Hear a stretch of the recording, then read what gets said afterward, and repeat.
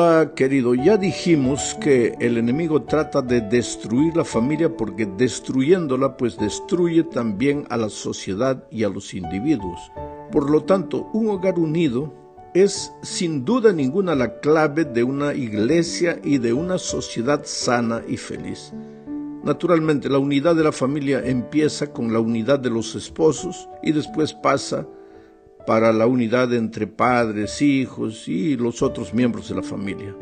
Para entender el tema de la unidad entre esposos necesitamos regresar al principio. Génesis 1:27 dice: Creó pues Dios al hombre a su imagen. A imagen de Dios lo creó, varón y hembra los creó. Este texto en el idioma original hebreo dice literalmente: creó pues Dios al ser humano, Adam, en hebreo, Adam, a su imagen. A imagen de Dios lo creó, varón, sakar en hebreo, y nekebah, mujer, los creó. Quiere decir, dentro de este concepto, el ser humano completo es la unidad del varón y de la mujer. Separados son incompletos. Ambos se necesitan, no son rivales, no disputan una posición, son complementarios uno al otro. Infelizmente, pues el pecado entró al mundo y el ideal de Dios para la humanidad se deterioró. Enseguida después del pecado, Adán miró a su esposa como la causa de su desgracia. La mujer que tú me diste, le dijo a Dios, me dio el árbol y yo comí. Aquí vemos el inicio, yo diría, el rompimiento de la unidad de los primeros esposos. Como consecuencia de la entrada del pecado, el carácter de ambos se deformó.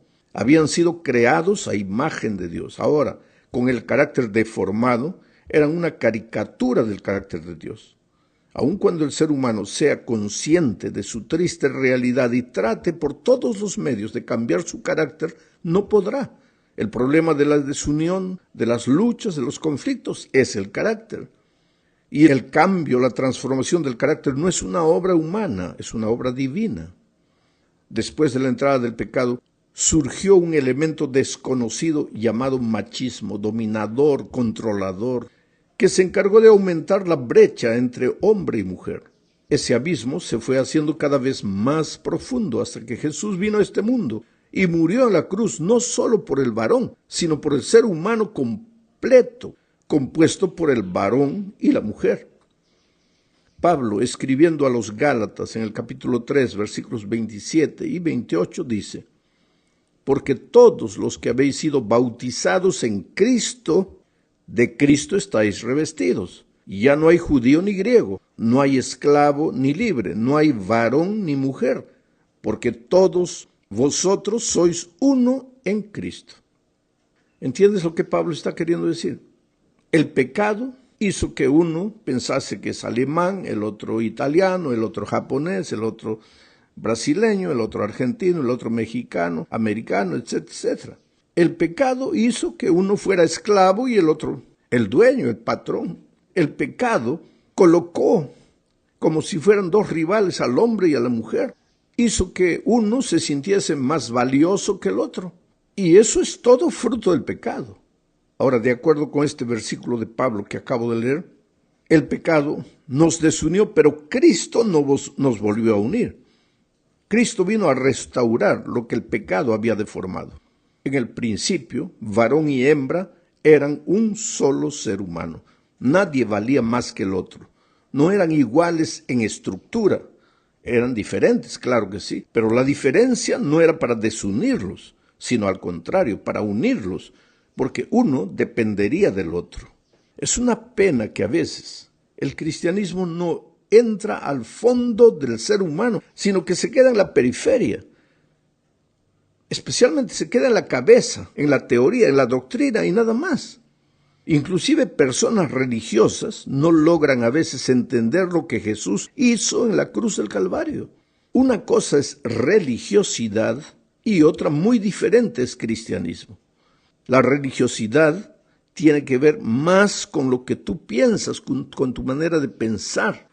Pero el cristianismo tiene que ver con la transformación de la esencia de tu ser, con tu vida, con tu carácter. Bueno, vamos a la segunda parte de este estudio y veremos aquí A Cristo y su amor maravilloso. Solo Cristo y su amor son los factores de unidad entre los esposos y, lógicamente, entre los miembros de la iglesia. El propósito de la muerte de Jesús no era solo salvarnos, sino hacernos nuevas criaturas.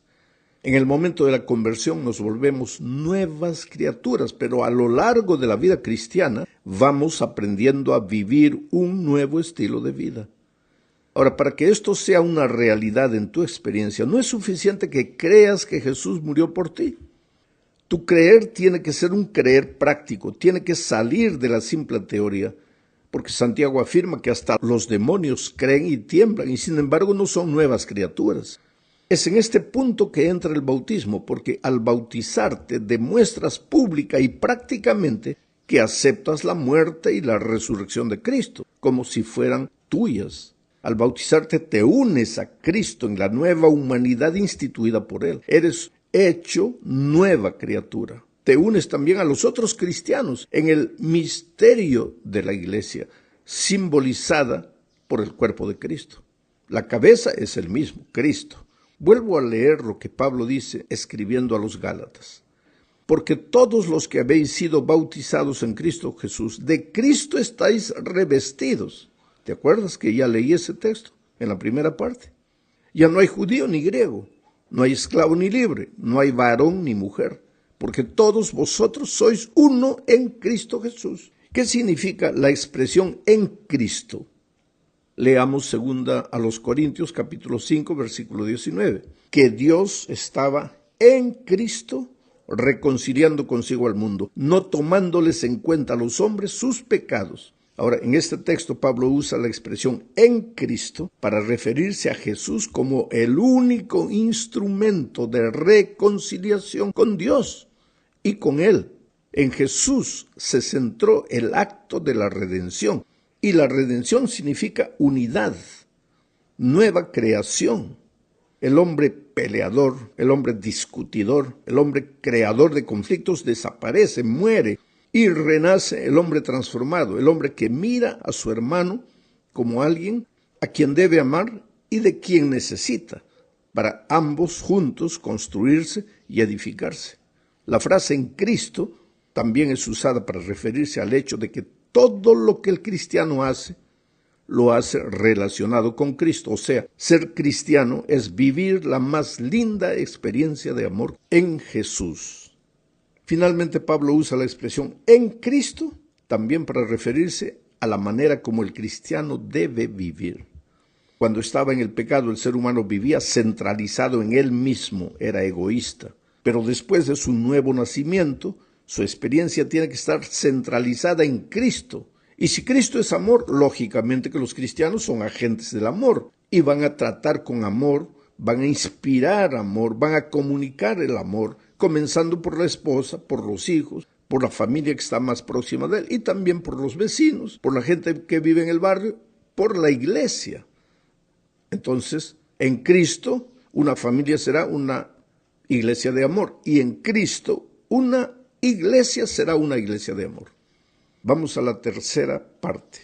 Aquí veremos que el egoísmo es la raíz de todos los males en el hogar, en la iglesia y en el mundo. El egoísta vive teniéndose a sí mismo como el centro de la vida. Valen mis opiniones, lo que yo creo, lo que me interesa, lo que yo pienso. Yo soy el centro del mundo en torno del cual todo debe girar, inclusive las personas y las cosas. Ahora, la verdad, querido, es que todos nosotros nacemos egoístas por naturaleza. Después de la entrada del pecado, es así, esta es una realidad triste, no la podemos negar. Cuando somos niños somos egoístas auténticos porque nos mostramos como somos egoístas. Pero a medida que crecemos pues aprendemos a disfrazar nuestro egoísmo. Pero continuamos siendo egoístas. Ahora, solo Jesús es capaz de cambiar el curso de la vida de un egoísta. La simple teoría doctrinal no. Solo Cristo. Leamos lo que dice Efesios 4, 21 al 24. Si en verdad le habéis oído y habéis sido enseñados por Él, ese Él es Cristo, conforme a la verdad que está en Jesús, en cuanto a la vida o en cuanto a la pasada manera de vivir, despojaos del viejo hombre que está viciado conforme a los deseos engañosos, y renovaos en el espíritu de vuestra mente, y vestíos del nuevo hombre, creado según Dios en la justicia y santidad de la verdad. Percibe la palabra vestíos. Pablo la usa mucho, ¿sabes? Y la usa para referirse al hecho de apropiarse de la justicia de Cristo, vestíos de Cristo. El apóstol repite constantemente esta expresión. Leamos, por ejemplo, Colosenses 3, 12 y 13. Vestíos, pues, como escogidos de Dios, santos y amados, de entrañable misericordia, de benignidad, de humildad, de mansedumbre, de paciencia, soportándoos unos a otros y perdonándoos unos a otros. Si alguno tuviera queja contra otro, de la manera que Cristo os perdonó, así también hacedlo vosotros. Qué ideal de vida el que acabo de leer. Un carácter de entrañable misericordia, de humildad, de mansedumbre, de benignidad. Aquí no hay egoísmo. Y como no hay egoísmo, pues las personas son capaces de soportarse las unas a las otras. Pero para que todo esto sea una realidad es necesario vestirse de Cristo, apropiarse de la justicia de Cristo. Ahora, yo te pregunto, ¿cuándo fue la primera vez que Dios vistió al ser humano? Exactamente fue en el jardín del Edén, cuando el ser humano estaba semidesnudo, ni siquiera desnudo, peor, semidesnudo. ¿Por qué? Porque inútilmente había tratado de cubrir su desnudez con hojas de higuera. Así como un pobre hombre desnudo tratando de cubrir la desnudez con hojas de higuera, qué cuadro ridículo aquel. Así, exactamente así es el hombre que con sus propias fuerzas trata de resolver el problema del carácter, de cambiar su carácter. El único, vuelvo a repetir, capaz de cambiar el carácter de una persona para que el egoísmo desaparezca, para que se entronice el amor y para que la persona viva como Cristo en amor. El único que puede hacer eso en la vida del ser humano es Cristo. La sierva del Señor es clara al decir que aquí el dominio propio, la fuerza de voluntad, nada ayuda. Tienes que caer un día rendido a los pies de Cristo y decir, Señor, yo no puedo, pero tú puedes. Ahora, el día que tu carácter no se ha transformado, pues ¿cómo cultivar unidad en la familia? Si vives peleando, vives agrediendo, ¿cómo cultivar unidad en la iglesia? Ahora, vamos a predicar bonito, sí, maravilloso, todo es lindo, que Cristo viene, que el sábado es el día santo, sí, pero ¿y el carácter?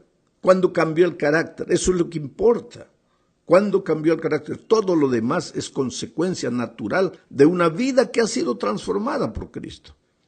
Vamos ahora a la cuarta parte. Aquí hablaremos más de la sumisión cristiana, del soportarse uno al otro. Leamos Efesios 5:22.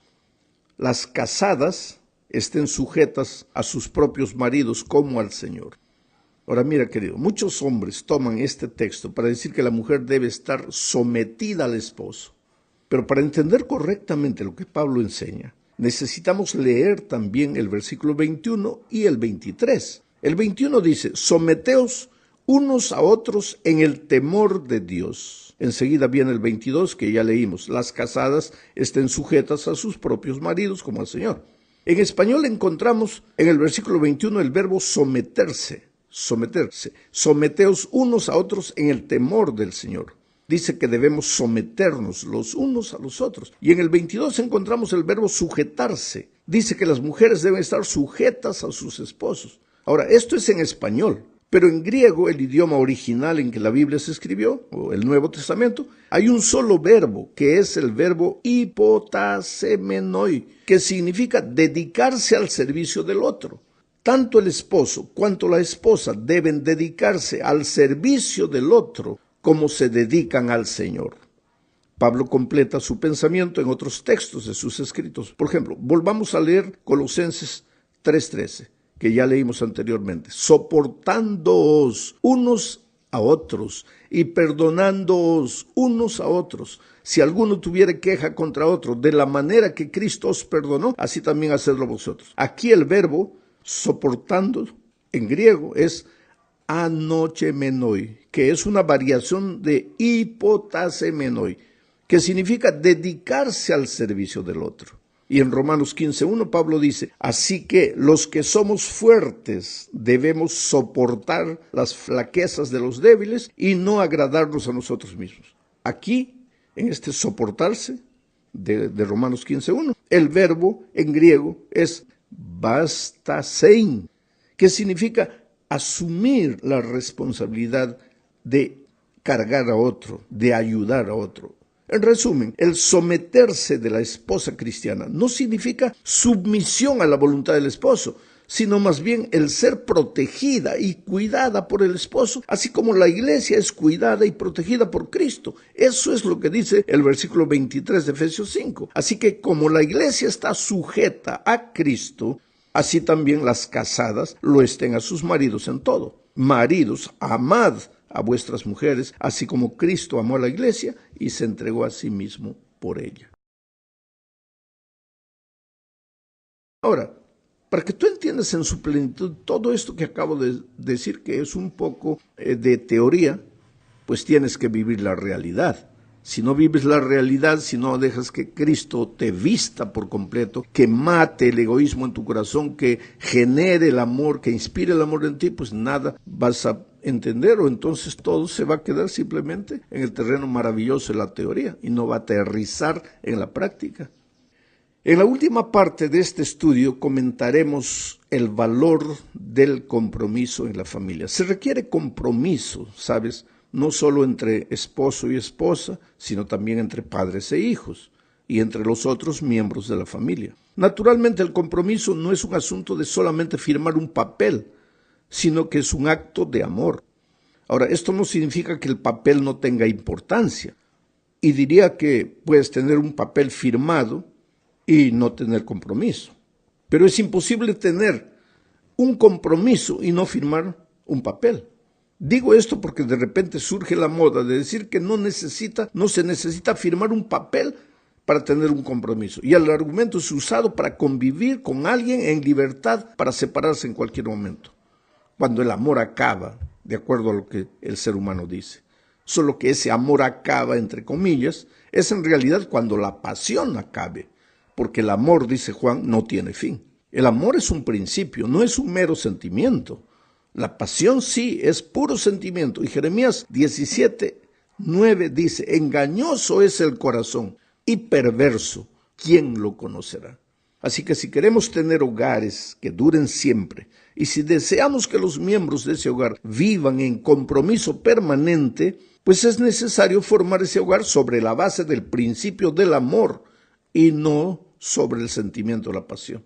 El estudio de esta semana presenta historias bíblicas de compromisos de varios tipos en el seno de la familia.